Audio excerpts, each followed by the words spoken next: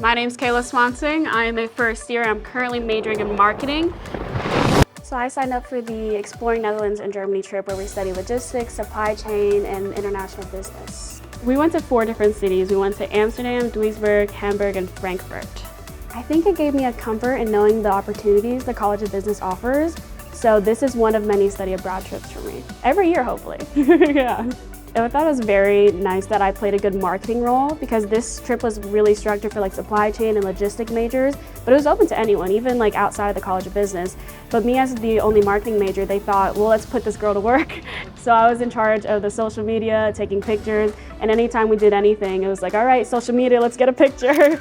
Every single day was very action-packed. We started out with a business event every single day, whether it be a tour or a meeting, and then after that we did a city tour of the 4 cities we went to.